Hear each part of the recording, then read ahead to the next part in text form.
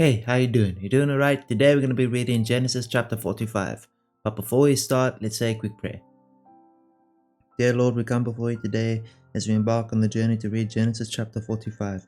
I pray that you allow me to speak with accuracy and clarity, that the person on the other side of the screen may get a full comprehension of your word, because your word deserves all the understanding, Lord.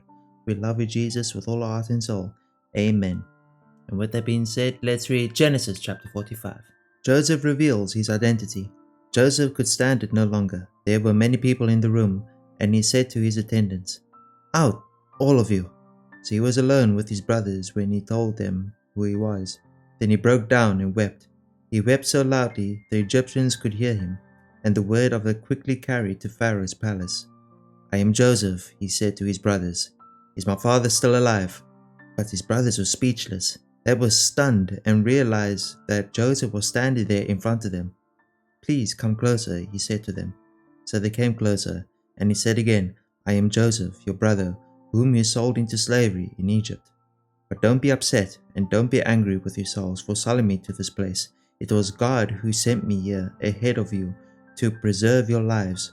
This famine that has ravaged the land for 2 years will last 5 more years, and there will be neither plowing nor harvesting. God has sent me ahead of you to keep you and your families alive and to preserve many survivors. So it was God who sent me here, not you. And he is the one who made me an advisor to Pharaoh, the manager of his entire palace and the governor of all Egypt. Now hurry back to my father and tell him, this is what your son Joseph says. God has made me master over all the land of Egypt. So come down to me immediately. You can live in the region of Goshen, where you can be near me with all your children and grandchildren, your flocks and herds, and everything you own. I will take care of you there, for there are still 5 years of famine ahead of us. Otherwise you, your household, and all your animals will starve." Then Joseph added, "Look, you can see for yourselves, and so can my brother Benjamin, that I really am Joseph. Go tell my father of my honored position here in Egypt.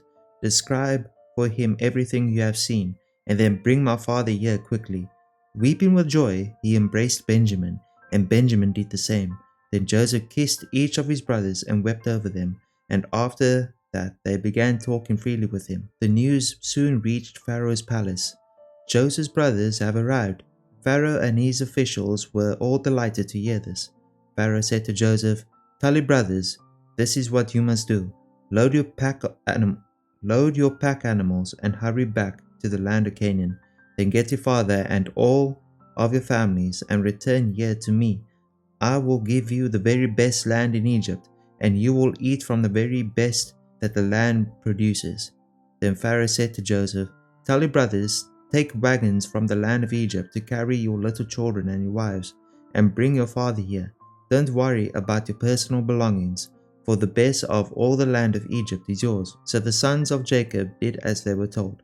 Joseph provided them with wagons as Pharaoh had commanded, and he gave them supplies for the journey, and he gave each of them new clothes.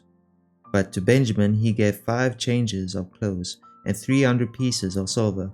He also sent his father 10 male donkeys loaded with the finest products of Egypt, and 10 female donkeys loaded with grain and bread and other supplies he would need on his journey. So Joseph sent his brothers off, and as they left he called after them, "Don't quarrel about all this along the way." And they left Egypt and returned to their father Jacob in the land of Canaan. "Joseph is still alive," they told him, "and he is governor of all the land of Egypt." Jacob was stunned at the news. He couldn't believe it. But when they repeated to Jacob everything Joseph had told them, and when they saw the wagons Joseph had sent to carry him, their father's spirits revived. Then Jacob exclaimed, "It must be true. My son Joseph is alive. I must go and see him before I die." That is Genesis chapter 45. Hopefully you guys learned something today. If you have any prayer requests or any questions, leave them down in the comments below. Remember, verse of the day is in the description. I love you. God loves you more. Have a wonderful rest of your day. Bye bye.